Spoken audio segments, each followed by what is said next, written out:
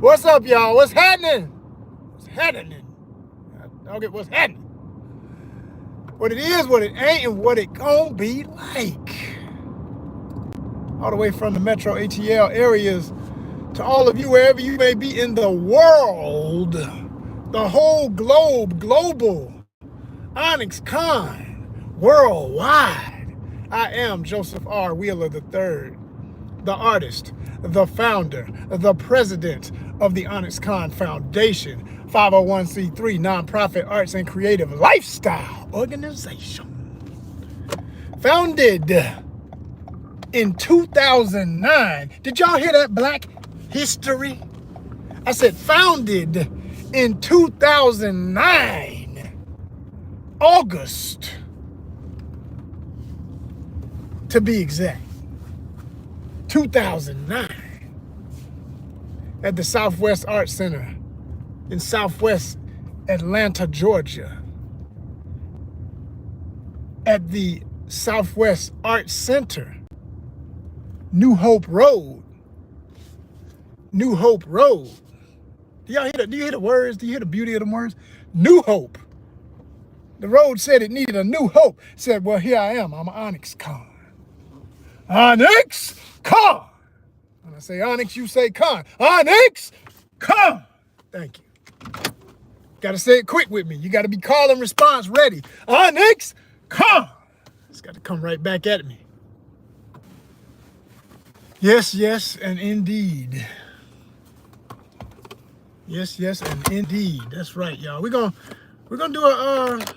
do today's sermon, so to speak. Okay, we're not religious, but guess what? Religion does not own these words. I pray to the universe every day. I said to the universe. I'm a universalist, not religious. Universalist. That's me. That's me. That's what I claim. I don't know about you. I like just saying what it is, what it is. I'm a universalist. Okay, not religious. Let's get that understood. Because some of the topics I'm gonna have to cover, some people they grab what they're most familiar with, and they cling on to that, and they let that limit their universal perspective. But on February 1st, 2025, we got to get the language right. What my man King said, get the language right. That's MLK. That's that speech a lot of them don't know about. All they know is the I Have a Dream, which is beautiful. Forever and a day, one of the most profound speeches ever made by any human being on the planet. Period, point blank, done. Absolutely. But there's another speech. There's many, many other speeches, but this one particular I've heard that doesn't get the credit I think it deserves. When he said a line, if you've ever heard it, he says, we got to get the language right. It's the way he said it too. He picked it. He had them notes in there. See, I'm a musician too, so it's like he hit that drum with it. Boom, I said, God, woo, woo. That's what I'm talking about. Got to get the language right. So we're gonna get the language right today, because with it being the day it is, and with the temperature and the atmosphere. Not the weather report. I'm talking about the psychological fallout, fall in, fall every which way you can think of in America and in the world. Yeah, we got to get the language right. Yeah, there's a lot. So I'm just trying to think of how I want to unpack this box, because there's so many things. When I look at social media, I don't just absorb it from the same lens that probably a lot of people do. Just some people say they don't take it serious, yet other people get emotionally frustrated and get in big arguments and debates with people all the time because obviously they take it serious. And then there's just a lot to be thrown at you from different perspectives and different parts of the human psyche when you're looking at it. It's not programmed on purpose to be one thing, which is why, ironically, in the format of how we do ONYXCON's content, even though we have our boundaries, but I often say this is a multi-niche channel on purpose. because you know the algorithm and the way it's set up to make most uh, tech gurus and gurus of YouTube and other platforms will like to tell you. They say, oh, you know, pick one thing, stick, and even the app itself says, you know, stick to one thing.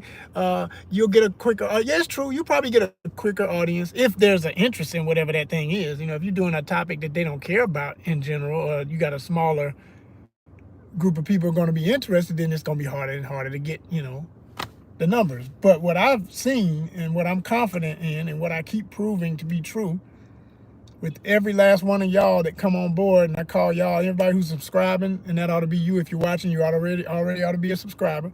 Hit that button, because y'all are the monetization nation. Y'all are the ones who are proving the algorithm wrong. With every click, we got 1,345. Last time that I checked, I had to do it every time because that's one of my favorite Nipsey songs. Last time that I checked, you know what I'm saying? Last time I checked, that's what it said. 1,345. By the time I finish this, it might be 350. Because typically when I go live, I get new followers. I get new subscribers. And I appreciate y'all. I really do. That's why I do it. That's why I do it. I do it for the people who gonna pay attention. I appreciate you. But when you do a multi-niche channel like I do, and you start to understand that I have a theory. It's not proven, it's just a theory. And theories get proven over time. You know, you got a hunch, you got a gut feeling, you got your third eye, your mind, your wisdom inside, that energy from the universe that's coming through all of us. It speaks to you. It says, wait a minute, hold up. I see something else here, and I'm not going to ignore it. And the fact that they asked you to do one, I said the only reason they asked you to do one is because the technology is not fast enough yet to program it in a way that for advertisers to be able to recognize certain content as eligible for certain advertisers.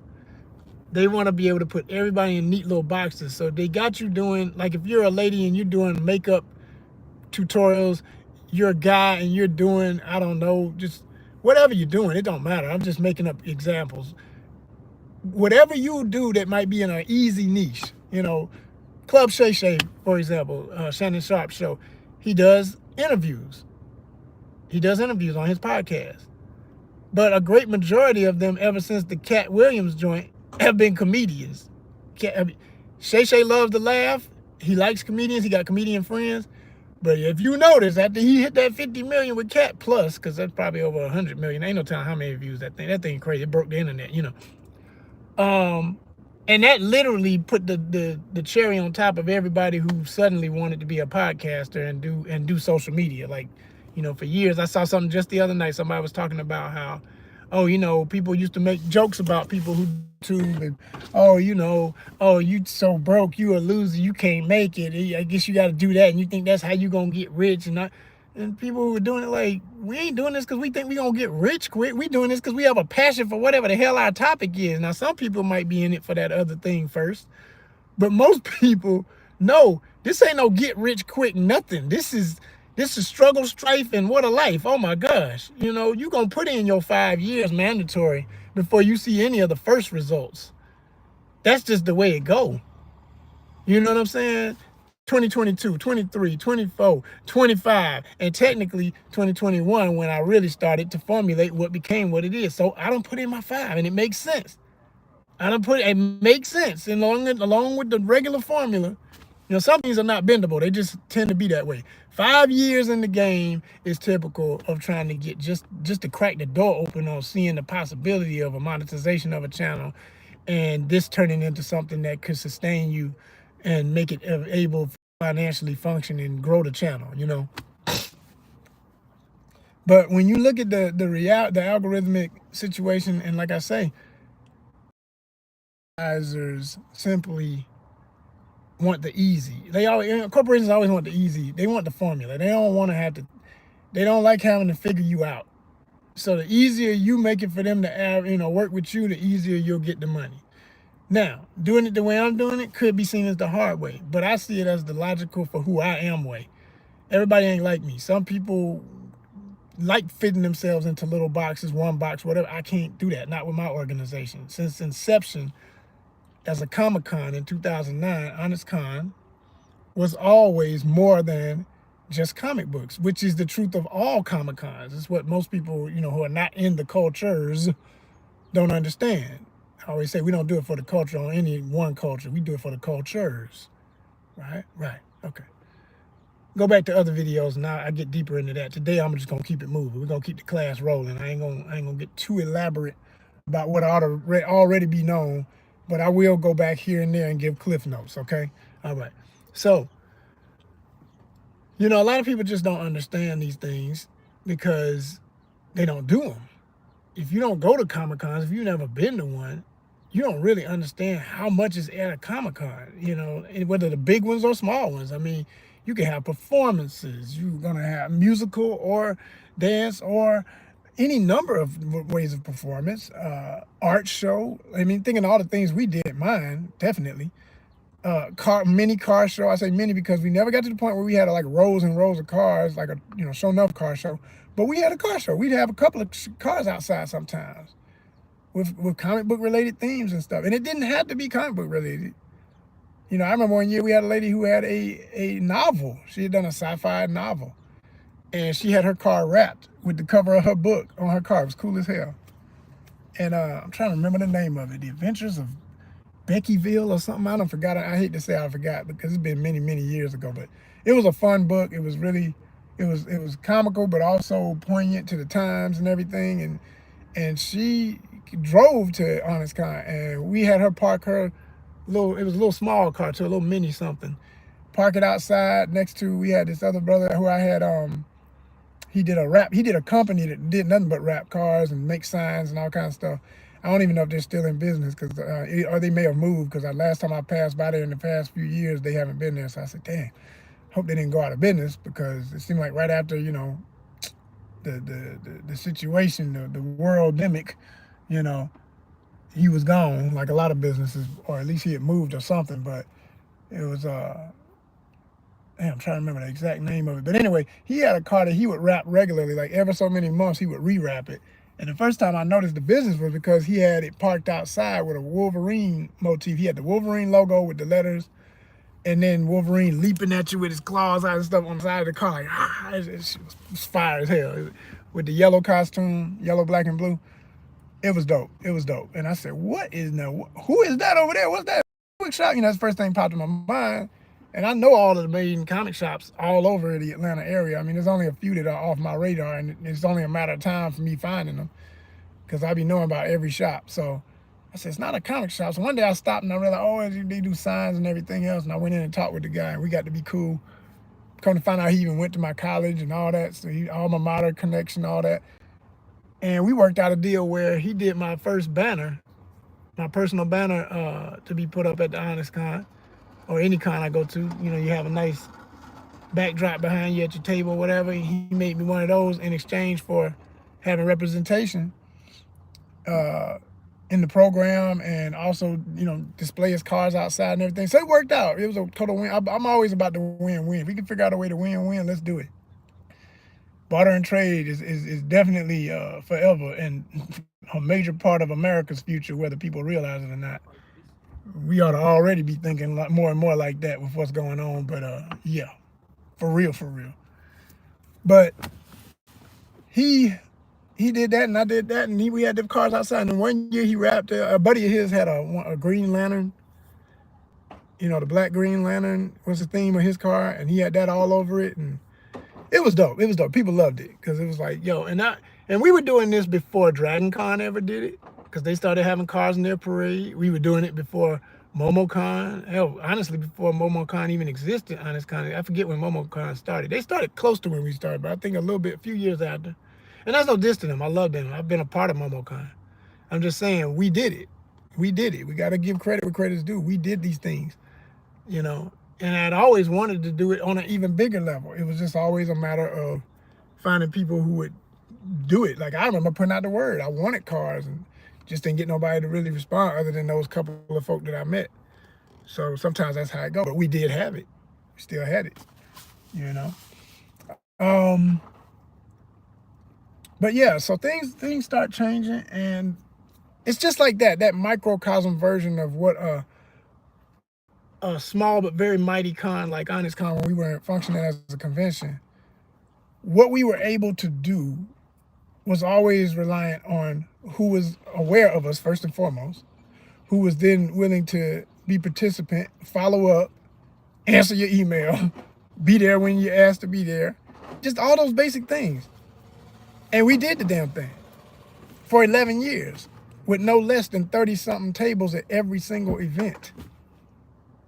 I said no less than 30-something tables at every single event for 11 years. Can't nobody fade us. Can't nobody fade us. And I'm proud of that. I'm always proud of that because I know what I accomplished with my people, with my team, with my volunteers, with my vendors, with everybody who came out as a patron to support us. We made history. Not just Black history, history, period. But since we're in February, we're going to talk about it. And you know, if you know my channel, I do this any and every day. We don't wait for February. It's anytime, all the time.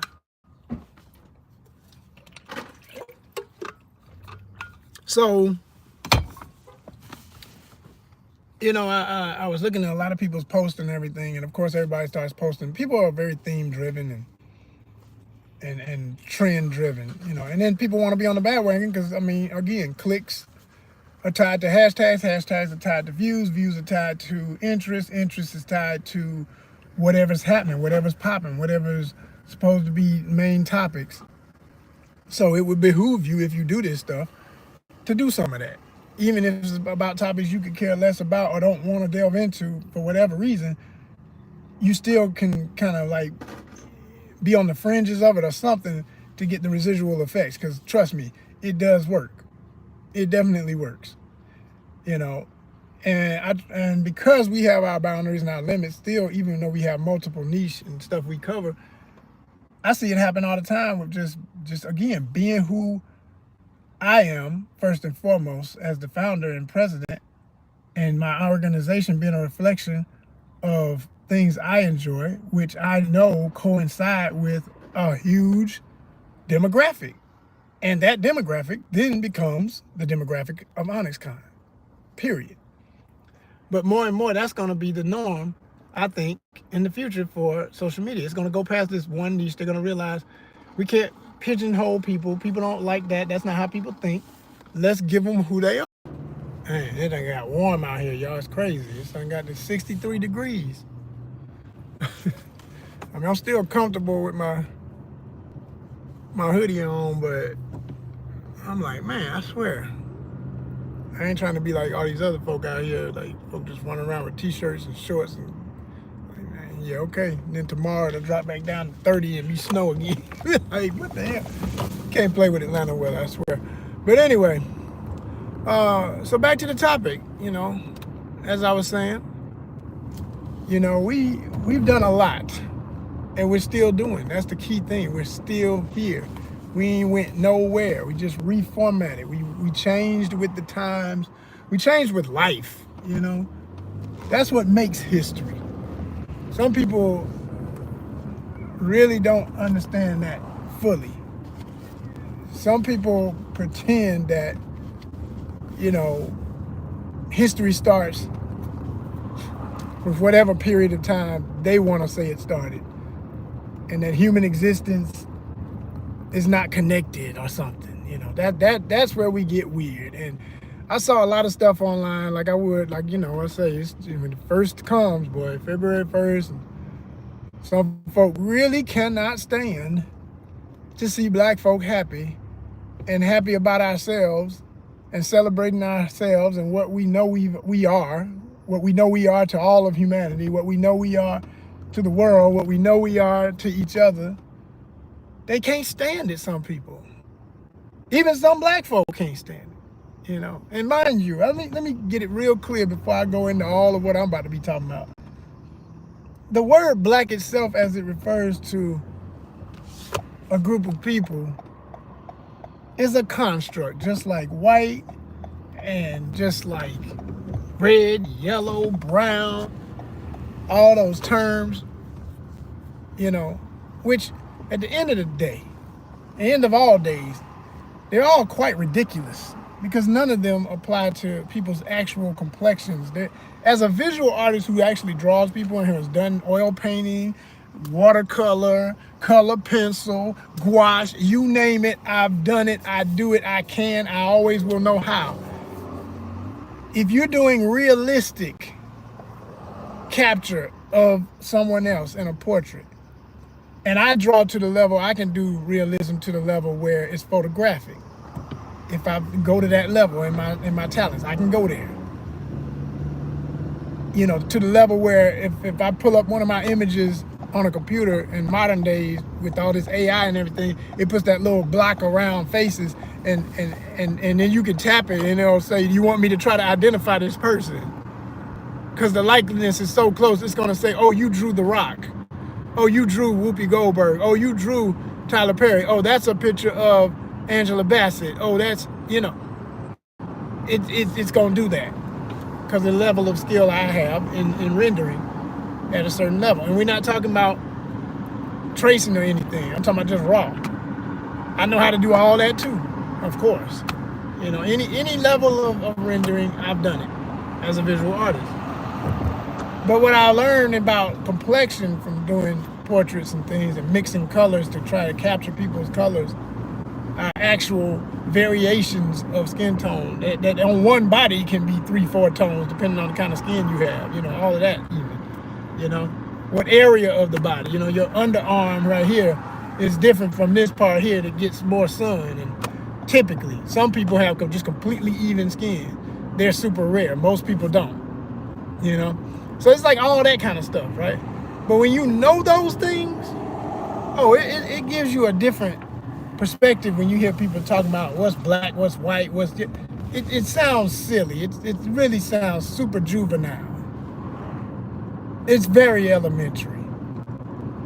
And the only reason I even participate in using these words is because they've been beaten into people's heads for so freaking long that you almost can't have a conversation without starting there first.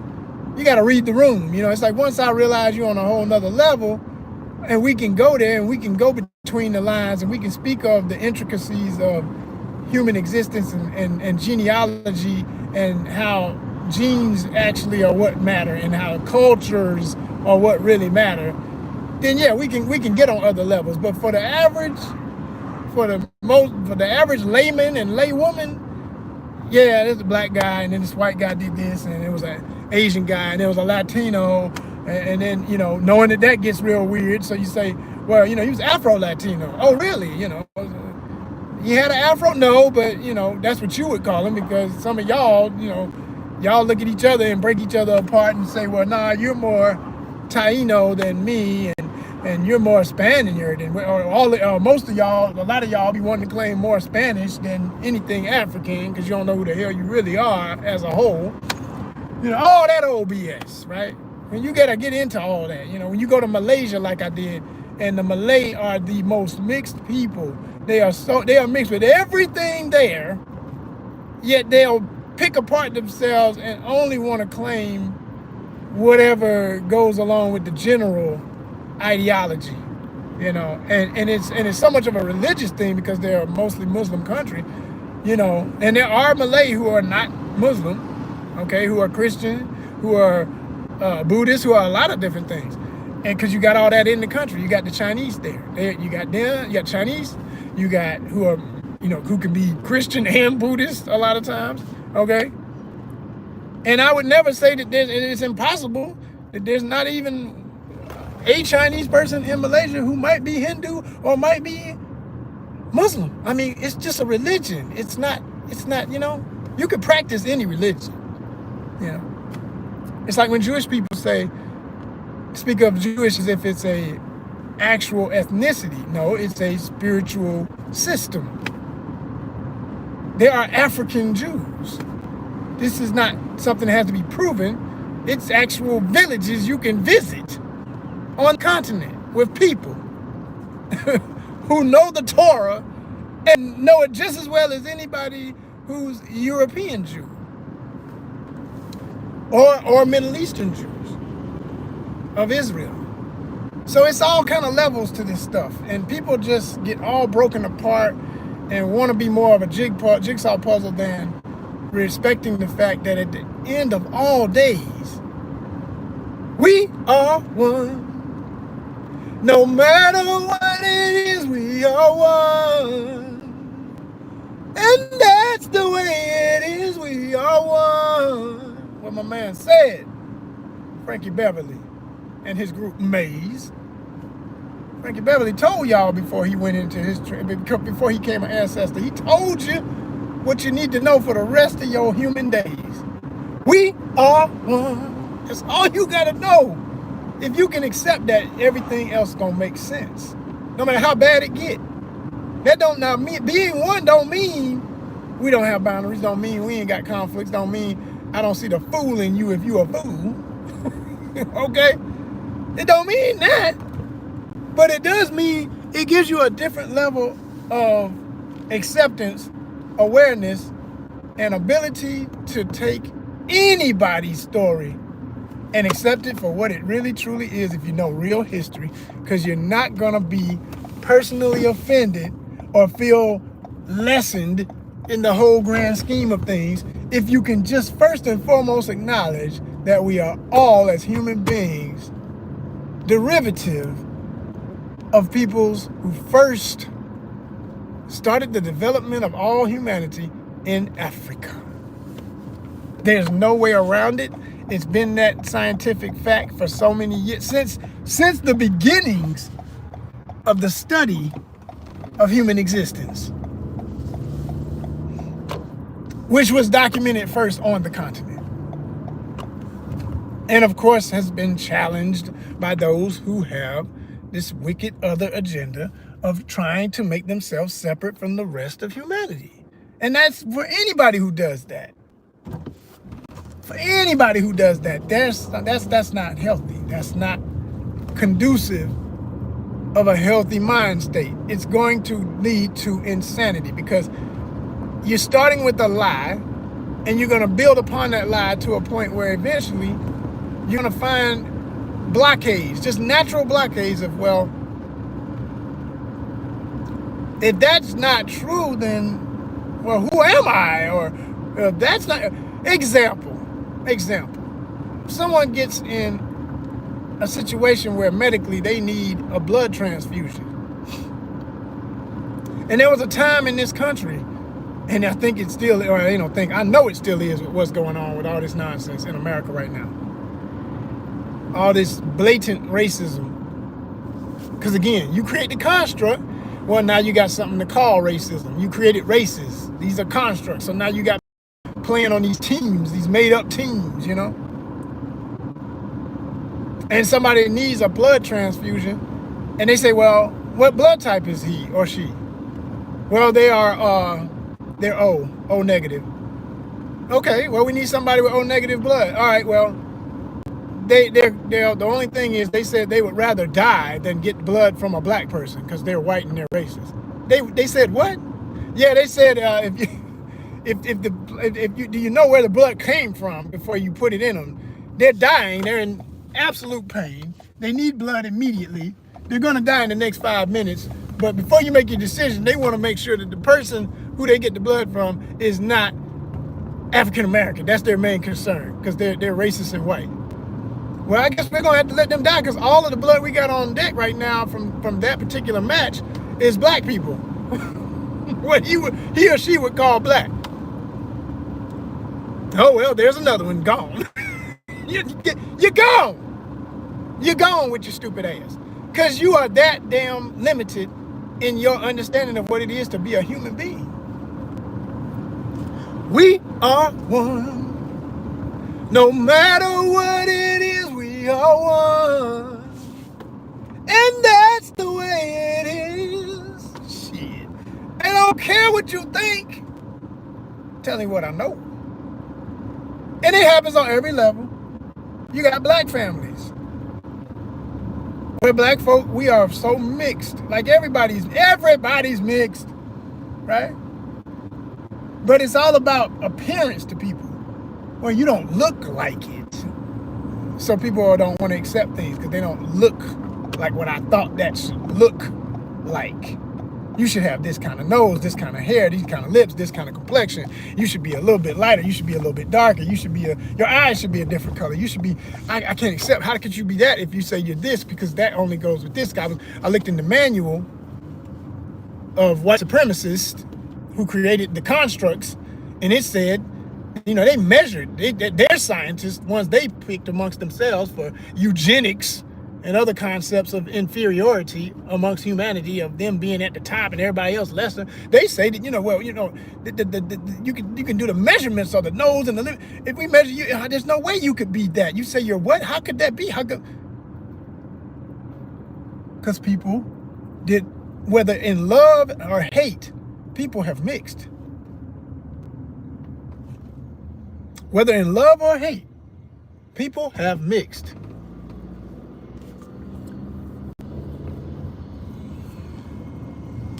And so, you know, like I say, even in some black families, okay, again, I'm putting these up every time y'all hear me say black. I'm doing the little quotes. Construct, right? Even in our families, we got folk who, you know, will be in denial of a great grandfather, a great grandmother, a great somebody because, well, we know that person was perceived as, labeled as, known to the world because of what they were genealogically. Well, they were white, okay, and under the circumstances, sometimes it wasn't, like I say, in love and in hate. But I'm talking about sometimes when it was in love, people, not necessarily always romantic love. I say that too about you. The further back you go, sometimes people did things out of necessity and tradition. You know, well, you're in a small town, getting old enough, and I need a woman. She need a man, and, well, I guess we're gonna go on and get married. You know, it was so simple in the best and worst of ways. It just depends on the situation. You can't simplify these things. These things be complicated as hell, but they still happen. And I always love this comparison. I always say, as a filmmaker, I want to make this film one day. I'll put this concept out here because I make the joke. I've said it before. I can't hide it. But I always say, you know, somebody else beat me to it. Just give credit. Don't be a punk. Just don't be the one that, you know, I had this brilliant idea. No, you damn didn't. You were listening to Joseph R. Will III talk, and he said that, and you took it, and you had the money to make the movie. He was still trying to get the money to make the movie. But I had this concept. I say, you know how in vampire movies, so first and foremost, see how I'm giving credit? The history of vampire. And I don't know which one first did this, but I always love this. So whoever first did that in the vampire movie, whatever they were, white, black, I don't give a damn. Whoever they were that came up with this brilliant concept, I love it. The idea that when you become the Walking Dead, a vampire, you look in the mirror and your image starts to fade because you don't exist. You're fading. You know, you're alive, but you're not really alive. You're alive in this new form that doesn't actually have existence in this plane, but yet it still exists. It's really interdimensional if you think about, you know what I'm saying? It's multidimensional to be a vampire, the concept. It's really fascinating in that whole mirror thing. If you really get to the... And that's the way it is, we are one. We are one. So, as I was saying, talking about the vampire concept, looking in the mirror, seeing your image fade out. And one of my favorite vampire moments like that in the history of vampire films was in the movie Blackula. I think it was the second Blackula film. May have been the first, I can't remember. I love Blackula as a concept, and I actually have a I have a fan-based reboot story, or remake story, or continuum actually story for Blackula, and that might happen, not the one I wrote, but I'm saying that might happen in Hollywood, because I know there's a brother who, I see his face, I swear, he's a major writer in comics right now. He did Philadelphia, which is a vampire concept. All right, if you haven't ever seen that book, check it out. Really great comic. Philadelphia. It's based in Philadelphia, and it's vampires. It's mostly from a black vampire perspective. I say mostly, there's other characters in the book, but a lot of the main characters, and he's black. okay? You know, oh, imagine that. Black people making stories about themselves. Why would they do that? You know, God damn. I say that only because there's some people that are that sick in the brain. Like, they literally get mad when we make stuff about ourselves. Like, boy, you talking about psychotic. Just crazy. With KKKs. You know what I'm saying? KKK. Crazy. Son of a bitch. Okay, so, but this is a brilliant concept, and he has spoken about Blackula, so he would probably get it if it's gonna happen. And I know he did a book that was a Return of Blackula. He did a recent Return of Blackula concept. I still got to read that. I don't have that book. It's a graphic novel, and I know that would get made into a movie probably quicker than anybody else. You know, hey, I just want to see it made. Hell, I'm an actor too. Hey, hint, you know what I'm saying? Let me get that moment. Show y'all what I do. And I've played a vampire character before, a couple of vampires, but I enjoy the concepts of vampires. So, I would interject a image here if I had the ability to do that on YouTube. YouTube, come on, y'all. No, I love you, but y'all got to step it up. Y'all got to get right. I can do that when I'm on live on Instagram. I can literally, while I'm talking to y'all, tap on the screen, pull up an image, float it, and be talking about it while I'm talking. Like, we need to be able to do that over here. Like, why the hell not? It's powerful, and all the billions and zillions and whatever unreported money y'all make. Come on, damn it, come on. Can we get that? Let's get that. Anyway. But this idea of your image, I know I went on a wild, long, multi-tiered tangent, but here we go. We coming back. I know what I was saying. Stay with me. Come on now. What I was saying was, there was a scene in Blackula, this dude who becomes his, like, minion, if you will, his main servant, his attendant. He's waking up to, you know, coming out of being bitten, coming out of the little sleep, and then waking up and realizing, oh snap, I'm different, what's going on? And he looks in the mirror and he sees himself fading, and he says, man, this ain't cool, man. I bet to mind you, this is in the 70s, so you talking that talk. He's like, man, this ain't cool, man. A man has got to be able to see himself. You know, I said, boy, that line was heavy. And he knew it too. He said, man, I ain't got but 1 or 2 takes, a couple of lines in this mug. I'm gonna make them memorable. Brother did his job. He killed that shit. So, you know, that is where I take the metaphor of when anybody, but especially, you know, in my own experience with some black folk even, will try to delete who they know they might be, you know, because of the shame and the hurt and all the other things that have gone through, that we've been through. And I understand the psychological what have you that makes that do that. But there's no way that you're gonna get better or stand on anything stronger by creating a lie about all of what you could and damn most likely actually are. You know, because it's pieced together sometimes, because on purpose, if it was because of some form of the slavery situation, people did not know. They were torn apart from that. They purposefully beat that out of you. They didn't want you to know. Selling folk off, breaking up families, just totally killing off your identity. So by the time you start trying to piece it back together, it's always a murder mystery, you know? And it's not always that way in every family. It just depends on where you were, who you from. Like in my family, there's some of that situation on one side, and then there's a whole nother situation on the other side, or on some parts of this. I mean, like, I'd say 3 of the families, you know, you talk about your grandparents, and then of course your greats and great. But just to start with my grandparents, it's like, on one side, it's definitely the old Southern formula of everything could have been. On the other side, it's the Southern formula and it's a Northern formula. On the Northern formula, it's still complicated, but it's not directly or immediately tied in with slavery, plantation, that type of situation. Because there was a free man involved who was the only black man in his region who was an orphan. Okay, that's my great grandfather on my father's side. Versus on the other side, And the greatest thing is we have pictures of a lot of these people, more or less on the northern thing, unfortunately, but a lot actually, thank goodness, on the southern side thing. We got those famous portraits where husband and wife sat and they had to take them photos where the lens, the way the aperture worked back then, you had to sit still because you had to wait for the aperture to open and close. You couldn't be moving, and that's why some of those photos look blurry and some of them are crisp. But even the ones that are crisp, people, it's two reasons. It was hard times, so people didn't smile as much. Number two, they never smile in them pictures. You look at them old pictures, boy, them folks looking tough, man and woman. It was just you just sit there and you take your picture. It was just you just sit. That's how all them pictures look.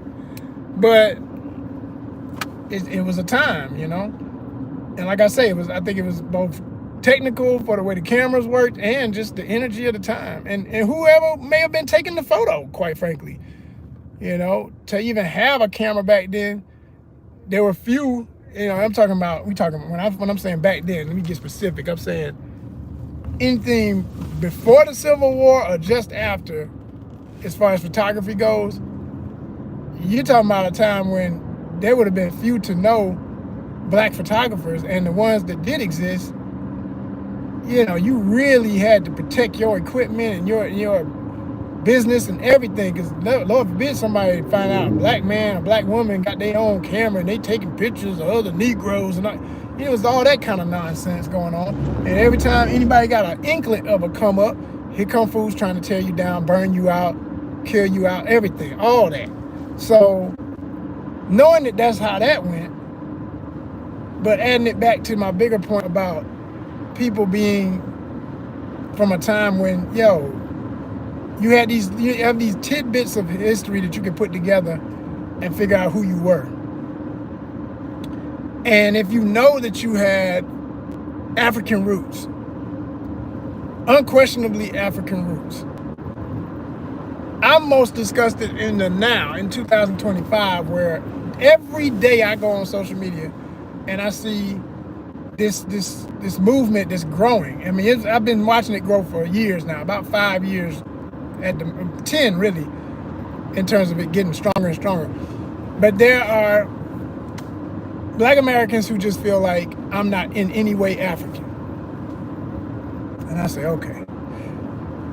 Now, first and foremost, the word African gets into play because people get into, well, that's a Roman word. Africa was a Roman word, blah, blah, blah, blah. All that is true. I'm not denying any of that history. But just to speak of, just to say Africa is like saying black. These are all these words that were constructed. These concepts that were constructed. But at the same time, it would be just as much of a construction, and this is where it starts to get on my nerves with Afrocentrics that are extreme. I'm cool with Afrocentrics that ain't extreme, but when you get extreme, I don't trust you either, because I know y'all on some other stuff half the time. And they good for being from sorted past, typically. The ones that want to lead and be in charge of stuff, the ones that want to stand out front and yell the loudest, they typically come from some kind of street urchin background, some kind of street hustler background, something of that nature.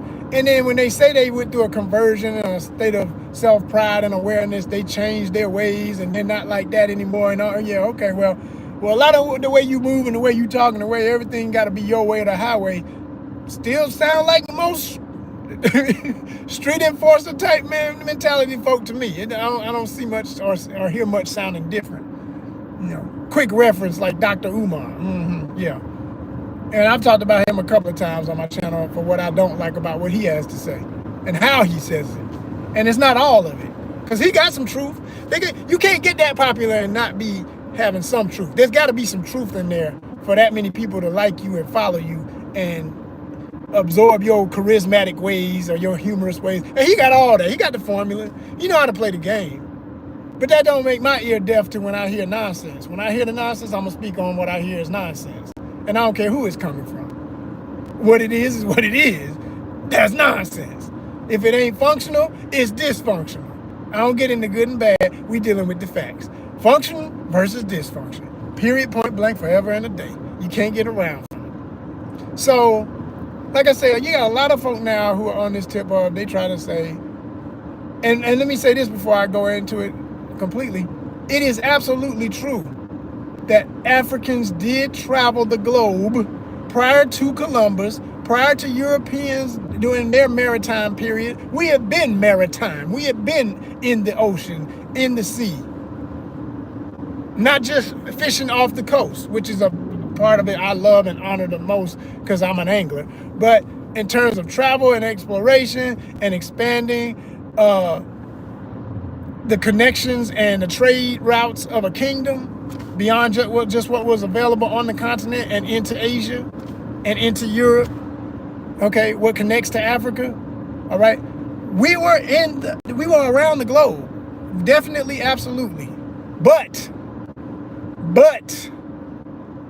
I do not like the narrative, nor do I subscribe to the narrative that we were in an absolute majority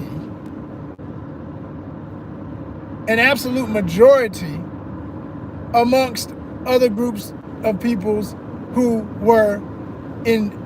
had been evolving also. And I'm saying we as people of direct African descent, I am of direct African descent, so I'm speaking of my Africanness when I say direct, when I say we, okay? For all the possibilities of what that may be. Because I know some of them, okay? But I'm saying, and I've done the swab test. I ain't just talking, and I've done a swab test. Shout out to AfricanAncestry.com. I got to spend some more money with y'all and get the rest of the story. I got a few more pieces of that I need to put together. But we gonna know some things. That's very important. And so, I've seen again where these folks are trying to basically say that they are the original Native Americans. Now, first of all, okay, here we go again with the play on words. America, from Americus, another European concept in its wording and all that, it was not even in existence as a nation, as a country, as any of that. The time when, before Columbus, Africans were coming to this hemisphere. So that already debunks the concept of calling yourself something and being so adamant about it, which I see, like I say, I see it more and more every day on social media. It is starting to get on the last nerve. It was like, okay, some more nuttiness ever so many generations. We got some far-fetched stuff. Then there's, don't let me forget, there's another part of that ties in of, well, we're not even human beings at all. We're originally aliens. And mind you, I'm not against the concept. I do believe in other life in the universe. Not even believe, I know in it. I know in that thought, because belief is without proof. You have conviction in something without proof. I feel there's enough proof in what we are and all of what is on this planet for just common sense. And if you understand all the intricacies of everything from down to cells and cell structure as to what is possible for life elsewhere. Absolutely, there's no way in the hell Earth is it. And yes, we don't do flat Earth over here. So if you really want to just shoot yourself and get the hell off my channel right now because you're crazy. Because I know how it is. I watch when people come on and be looking, and as soon as I say something that's one of these heavy topics, they run. Which tells me we got some nuts out here. Or maybe they busy and they were doing their dishes or they about to burn something on the stove, Hopefully it's the latter. Because when they run so quick, they've been watching to get a gist of what I'm saying. I can tell when they're trying to get a gist because they don't dip in and dip out. They stay here for a few minutes. They hear what I'm saying. I complete a point and they don't like it. They run. They, oh, wait a minute, what is all that? And they get the hell on real quick. So, you got folk who, feel that. And then we ain't the only ones talking this dish. You got white folks who think they aliens. You got everybody who can think they aliens first. Some Latinos, they think they were aliens first. And they took a human form, they just here. You got folk who talk about the reptilians and all of that, I loved the concept of V in the 80s, okay? Brilliant show, which was really all about the concept of what if reptilians were real and they came here to Earth to eat us and use us as just chattel slavery and food sources because they were reptiles that like to eat mammals. Okay, but they're gonna propose themselves as mammals, but you tear their skin away, and they were these reptilian humanoid things from outer space. V was an awesome show. To this day, they've done two incarnations. There was the original V in the 80s. There was another V later in the 2000s with Morris Chestnut and some other great actors. I thought it was beautiful, even that show. I hated that it ended. I don't know, I understand to this day, or how the hell, ratings schmatings. I don't think the ratings were even bad. Just people, it's weird. It's weird. You never know with Hollywood, I'll be honest. And I'm in it, so I know how weird it can be. Stuff get dropped just to be dropped. And it don't be simple. It be a lot of stuff behind it, but sometimes you never know why. All it got to be is just not the best ratings it could be, and that's enough of an excuse for them to say, ratings, or whatever. That show was good. Both of them were good. The 80s one is absolute classic. The more modern one was a classic in its time.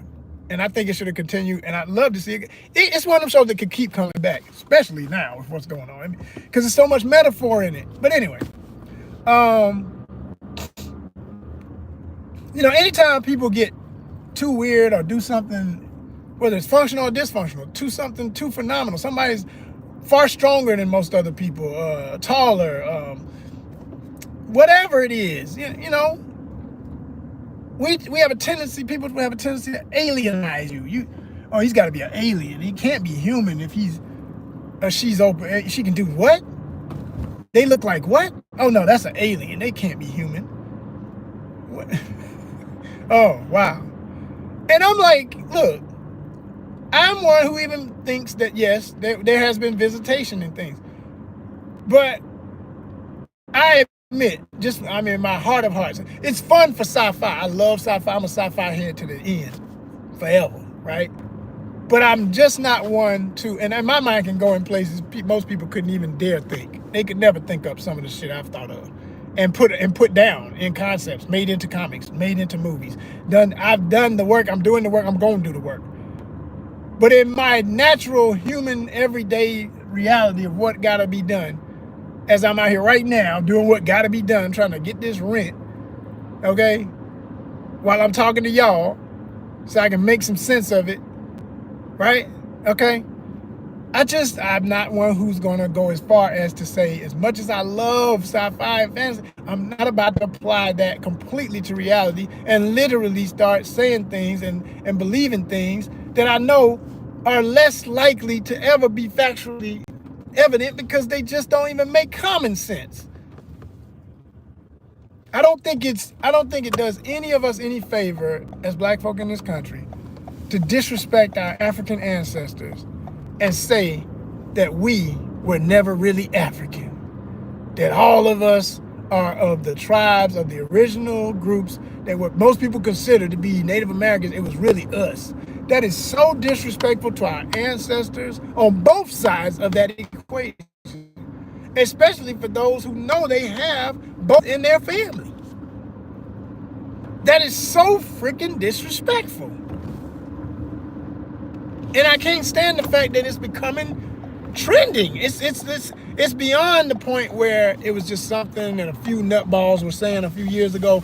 Oh, it's full blown at this point. You got black people whose hair can naturally lock.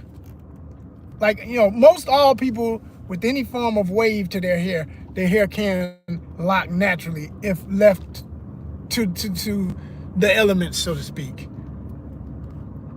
But in fine grooming of twisting, like most people, their hair, nice little neat locks and everything, it'll take on its own pattern at a certain point and grow for itself.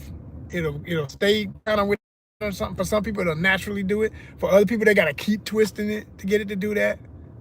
Okay, but for people who've got hair that looks anything like Waka Flocka, who's one who has said this publicly that he don't believe in that, he thinks he's all native and all this. Okay, Lord Jamal, a brand Nubian hip-hop guy, legend in his own right for his time, but now I don't he getting points deducted daily. It's like lapdog. Snoop who? Man, please. You support what? You perform for who? After you said I dare somebody to do it and then you the one who did it? That's the most ridiculous. That right there is the ultimate, I feel, is quite relevant to the history of many of my peoples, you know. I just think really people got to get to a point of maturity and acceptance about the first and foremost part about we are one, and understand with that you lose everything by denying the truth. You gain nothing by trying to make up a fantasy about who you are. You're going to disappear in the mirror. You're going to disappear in the mirror.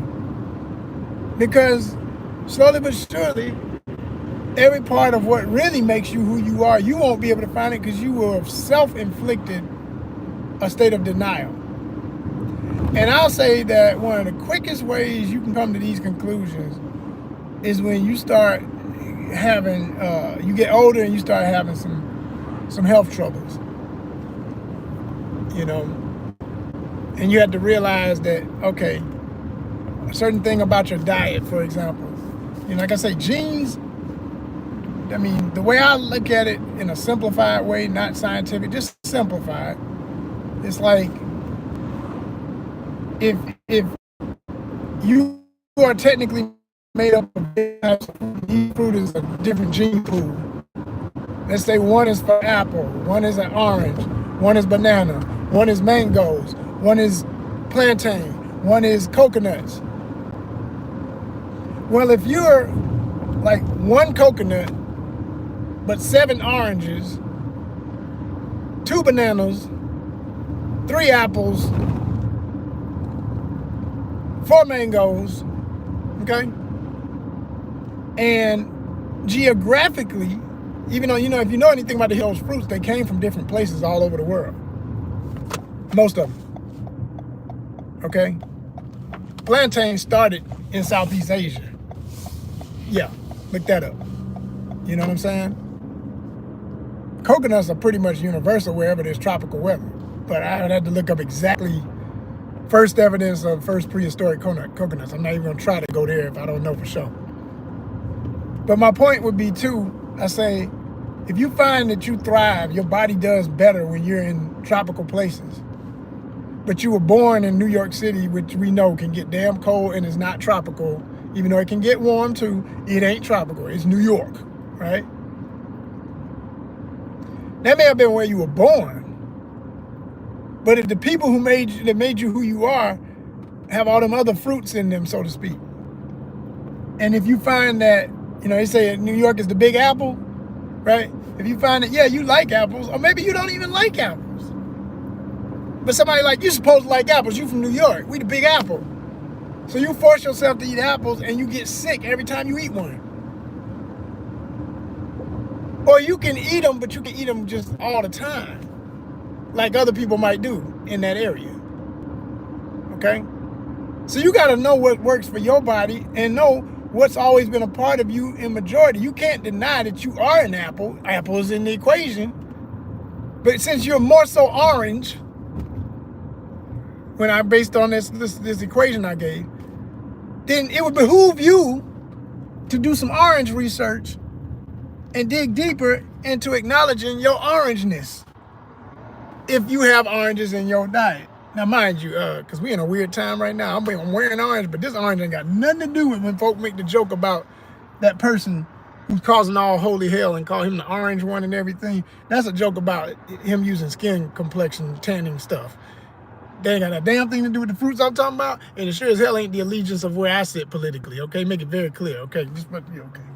Because word association, like I say, again, repetitive patterns of people saying certain things get people thinking that only means one thing when you say it nowadays. You say something, you damn near can't even say, I eat meat. You gotta be all pause, all this stuff, because meat is slang for people's body parts and sexual stuff. It's like, man, goddamn, I'm talking about food, fool. Real food. Now chill out. Now enough is enough. Now we ain't, 12-year-old brained little goofies. Shut up. You know, like it gets to that point. It gets to that point where you gotta really, especially for me, I know, I just get to that point where I'm like, look, I'm aware of all this stupid stuff, but I ain't about to sit up here and play all day on your youngish terms of idiocy. No, we gonna speak some facts and have straight talk. God damn it. We gonna have some straight talk up in this mug. Hell with all that. So, you know, hopefully what I just said, the example I gave, makes some kind of sense to somebody logical. I only do it for y'all. I ain't doing it for everybody else. The goofy who's on the side trolling and mad and don't understand. This ain't your channel, man. You ain't what made us what we gonna always be. We didn't have the success of all these years from worrying about those people.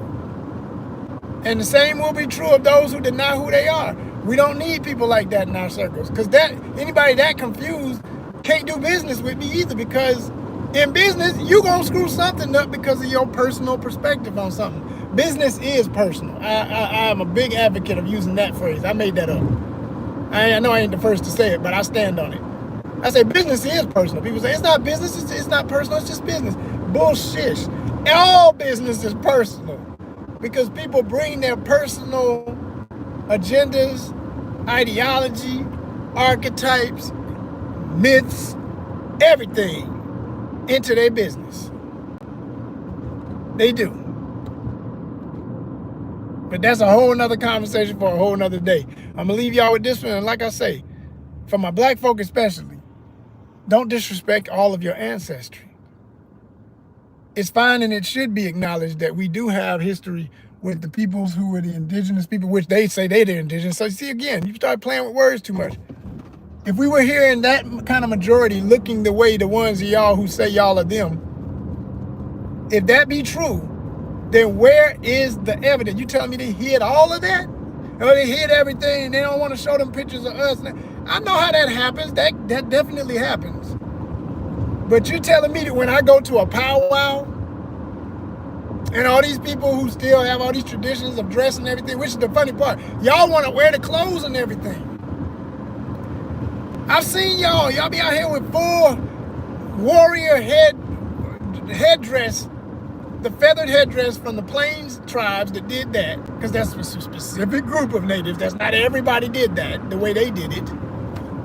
Okay, not even all native groups that were in this hemisphere used feathers to the degree that people would be talking about. It was, yes, some birds were revered and certain feathers were revered amongst a lot of different groups. But to make it like, oh yeah, they all know, that's not true. But that's what y'all do when y'all say, well, we were the originals and it's us, and you know. Goodness, man. I mean, y'all literally be out here saying, it's us. We look just like I look now. That I fit for my countries, thousands of possibilities of who you are. You don't want to claim none of them on the continent, on the motherland, because you see it as inferior. You believe the hype. You're placing more importance on, and then you got one, like I said, you got ones who get to the point where they like straight up saying, yo, we're not the same as even the people who are typically associated with the folks who came over the Bering Strait of Asiatic descent. We're not them at all. Like, we just was here in mass. Huh? But you're wearing all of their traditions? Do you even, here's my challenge to most of those people. Do you speak the language? I started this thing off quoting King. It's time to get the language right. I met a brother and sister who, by general observance, if you were just to look at them and think what were they, you would say these are two black people. This is a black sister who are related. They were brother and sister, blood brother and sister. And I was hanging out with them one day, and we were talking, everybody's talking English, talking common slang and black folk type stuff, laughing about the kind of stuff that we, you know, like I say, not for the culture, for the cultures. Where we intersect, and we intersected. We had a lot, you know, they were from somewhere up north. I can't remember if it was New York State. I can't remember where. I know they were from somewhere else than where I was from and where we were in New York.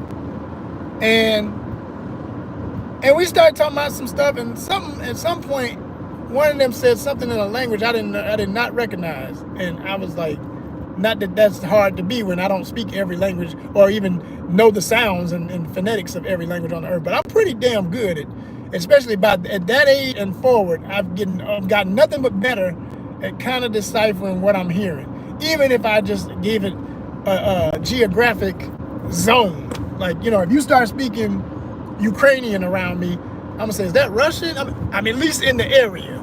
They cousins, cousin languages, you know what I mean?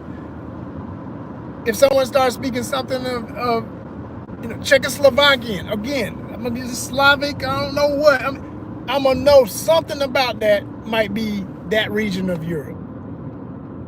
I'm not gonna be completely like, what the hell? And I'm not gonna say nothing that would be so far off that it, you know, shows you really don't know at all. If I hear languages like Spanish, Portuguese, close enough with a lot of words, I'm gonna know Portuguese generally when I hear it, just by the inflection in people's voice when they're talking it. In Spanish, always I know when I hear it. Unless you got another accent blended in with your Spanish, and that makes it hard sometimes. And that happens. But anyway, back to my point. They started talking this language, and I said, what is that y'all talking? They said, oh, we are whatever they named the tribal group. I said, okay, and they said, you know, from here, indigenous people, we got that in our family. That's our people. Our grandmother, she taught us when we was kids. I said, whoa, respect. Respect. You know, I'm all about, let's lead with respect. Respect first. I gave them extra respect. I said, that's heavy. Because they're supposed to be talking all that. I got Indian in my family. First of all, Columbus was one confused, talking about he thought he was in India. It's not even Indians. But, you know, again, just like they did us, they gave you a word, and after a while, you get it beat so hard, even some indigenous people be like, I'm Indian. I call myself Indian. Whatever. And they never seen the Indus River in India that India is named after. Ain't never seen the Indus River. Some Indians don't even know that's why they call themselves Indians. I'm serious. I know it from a fact. Because, like, first Indian lady I dated, bless her heart, she forever in my heart. She's always going to be special to me. But she did not know. And we used to laugh about it. She'd be like, you're more Indian than me. I said, I ain't going to go that far, but I know what I know. I said, all I tell you is you just need to, you gotta do the work. Can't be talking about you proud, that got all this pride in who you are. Well, do you know everything about what it is? Etymology will do you some favors. That's the first step in anything. You say a word, words are not just words. Words have meanings. They have inflections, they have symbolism. Find out where it came from, what it is. Find out. It would behoove you. I love that word. Behoove you. Old English. For that ass. Alright? But yeah, you find out by time and time again, you just look into things and you realize how we're connected. And where we're not directly connected, but where we could be if we just get out of our own way with all of the foolishness and face the facts. That's where the healing begins. But if you keep up all these silly ass boundaries, or, you know, thinking you think you know what you're talking about when you ain't even done the research to know what you're saying even, oh man, that's gonna always make you out to be a victim, because somebody else knows the truth. Even when they tell you the lie, they'll teach you the lie, knowing the truth, because they know the lie will keep you in check. We ain't gotta worry about him, man. He believes that BS I told him yesterday. He still believes that. Really? Yeah, he teaching it to his kids, man, for generations. They saying the same stuff. Wow. And some of these black folk who, you know, say that they the originals and they were here and all that, they think when I say that, they throw that right back at me right now. Yeah, that's exactly right. You one of them, man. You ain't been. So you telling me that you're like my friends in college, you know a language?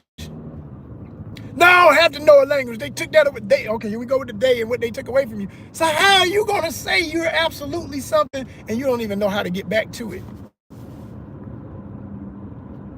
You can't even claim anything of it, but you're saying, so you're saying that you speak modern black English slang, Ebonics,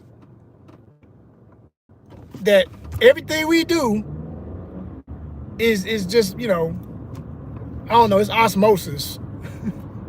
Because we ain't really them people. We really these other folk that we done made up. It's time out for the nonsense, y'all.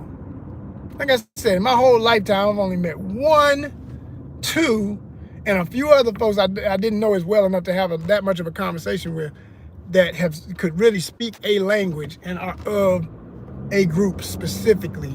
Like they know what they talking about. So if they go to the powwow and they wear the regalia, it ain't Halloween costume time. It ain't play. It's for real, for real. It's not a costume. It's a regalia. Okay? If you ever been to a powwow, you feeling me right now. And don't tell me you got your own and y'all ain't having no powwows. And when you start making them up, because that'll be next, they'll be making up some powwows. Don't be playing damn Waka Flocka, because he said he with y'all, because that music doesn't fit. Thug, gangster, urban, drug dealing, gang banging BS, that don't go with that. That don't go with that. Stop the nonsense. Those are results of ratchet culture. And ratchet didn't even have, I call it ratchet culture. Ratchet wasn't even a word the way y'all be using it until generations later. When I was growing up, we didn't be talking about somebody acting rude, crude, and cussing. We didn't say, oh boy, he ratchet to hell. We didn't say ratchet. If you want to get specific, now you was really crazy, it was really cold. And we used to do it because it was some Atlanta stuff and it was kind of funny, but we knew it was ass backwards kind of. But if folk acted like what people call, or dressed like what people call being ratchet, acting ratchet now, back in my day in high school, in middle school, it was like, oh, he sold to hell. They would say you sold. I was like, and it was a hood thing that became slang. I ain't grew up in the hood, but you went to school with a couple of folk from the hood. You hear them say it become trending, everybody say it.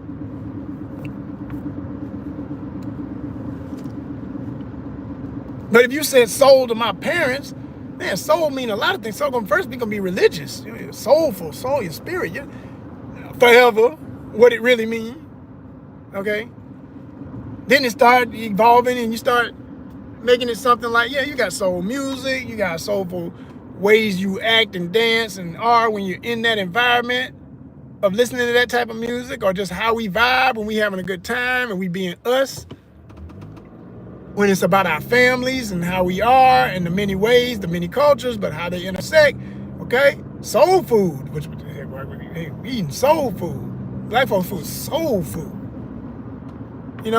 So I like that word soul, and I didn't want it to be sullied by anything that seemed backwards or somehow lesser than or anything. And even some of the stuff that people called soul when they were doing that wasn't necessarily bad. It did come from a hood element, but it wasn't necessarily dysfunctional and automatically. A lot of it was very creative. It may have had some real twisted roots in how it started, but then what it became, for example, girls who we used to call them, me and my boys used to call them, oh, that's a ghetto princess right there. These super prissy, super fancy, always gotta have their nail. I'm gonna give you a real quick reference. A ghetto princess to us was what, you saw the movie Baps back in the day with Halle Berry, and I forget the other actress, that they portrayed these super hood girls with all the over-the-top ridiculous hairdos, and everything always gotta be dyed, and so much extra jewelry, and the big door knocker earrings, and all that stuff. That in Atlanta, if a girl was like that, that was a soul girl. A more watered down version of it, but still that, like, she may not do that to that degree every day. That might be like, I'm going to the prom, she's gonna be all out. But then if she was just, casual or something, she might have on some, if it's summertime, springtime, it's warm out, she might have on some booty shorts, straight up. She gonna have on some footy socks with the ball on the back, if she really thinks she cute. The little short socks that come up, they below your ankle. They look like you ain't even got no socks on. And then there was a certain brand that was associated. If you wore Tretorns, these shoes, Tretorns. Oh yeah, these little simple shoes, very simple looking, kind of a preppy look. Oh yeah, that's soul. She sold to hell. And she had a gold tooth too. Ooh wee.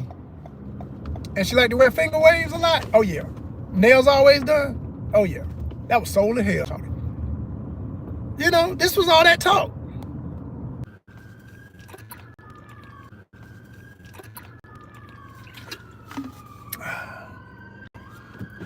And then you had the guy version of that too. You had dudes who, okay, where they at? I'm about to say they right here.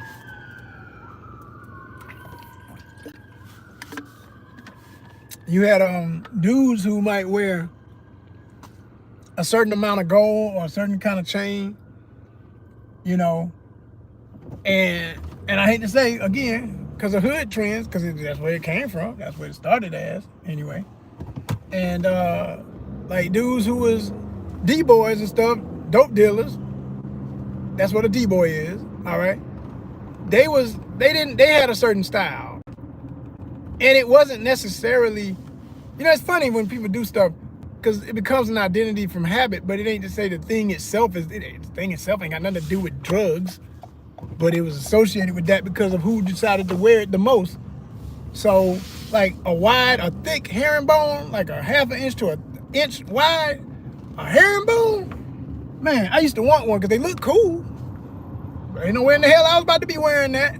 First of all, parents wouldn't have been paying for nothing that costs what that's gonna cost when they get a whole outfit for you to be walking around with some chain on trying to be cool at school. And I didn't want to be associated with that group that was doing all that. So that was a no-no. And again, the gold teeth, certain things, like straight up the way my man, and he a legend forever. But when Deion Sanders first came out, his look coming out of rural Florida with a lot of that same culture being there, just like it was in Georgia, that's what folk in Atlanta used to call soul. That would have been a perfect example. And then people thought he had a Jerry curl. He said, I never really had a Jerry curl. Deion saw him in an interview say that, he just had very loose textured, wavy hair, and he would, maybe put something in it to make it extra shiny or something. He may have used the activator, but he didn't have to use the chemical to get it there, is what he said. Some people mad at Deion for even saying that. See, again, I could stay on this topic for days, I swear. Some people got mad at him for even saying that because they get mad about anybody black trying to say that their hair naturally does something that's different enough to be considered looser, wavier, straighter, whatever. And I've known people who literally had that kind of hair. So it didn't put me off at all. I was like, yo, that's his truth. He's standing on it. I believe it. I can go with that. I ain't, who am I to tell him what grows out of his head the way it does, and the abilities it has to do different styles naturally without adding in any heavy chemical or anything. Come on, But here again, it's a lot of self-esteem issues going on. It's a lot of history with that. It's a lot of pain with that. It's a lot of association with lesser if your hair was tighter. It's a lot of association with lesser if you couldn't, you cut your hair low and you don't have waves. Hell, I got waves when I used to grow my hair. I could grow waves. I need to shave it now. I need to just get stubble again. I need to shave it all the way out. I like to wear it bald now. But when I had my hair, and I had a lot of hair, I done been through all them stages of hair. I done chemical stuff. I done press. I done perm. Yep, kitty perm. Yep, did it. Sure did. Yep. Did all that. On some stylish stuff. With nothing wrong with my orientation. I'm straight as they gonna ever get. Cut you like a razor. Try me if you wanna. Ain't nothing wrong with me. But it's just, it was a thing at the time, and it was cool, and it was a choice, and I was confident about who I was enough to do it for my own reasons, and I was really on some obsessed with my braids looking clean all the time. I hated how, with my natural fluffy curly texture, as it would come out of the braids within a couple of weeks and get fuzzy quicker, whereas when I had it straightened, it stayed in the braid longer, a little bit longer, maybe 3 weeks to a month, and it would get fuzzy near the end of the month. So I like that, staying cleaner look or whatever. And I had some versatility to stuff I could do with it that I like to do, for certain looks. That's all it was for me. It was all about style. It wasn't about no, self-hate or wish my hair when I was born was straight. No. It was just for style. And I liked the look. I liked the look at the time. And but I also know, I've been indoctrinated, but I'm aware of the indoctrination. It's different when you're in denial. You're like, no, it ain't got nothing to do with it. None of that got nothing to do with it. No. definitely all of those racist things have had an effect on me and anybody who lived in America. But for me, the difference would be I've always been privy to it. I've always self-analyzed. I've always asked myself, when did I first think this was beautiful versus something else, or why? And then I went through stages of even embracing just completely what it was, absolutely natural. Most of my life was that. I mean, you know.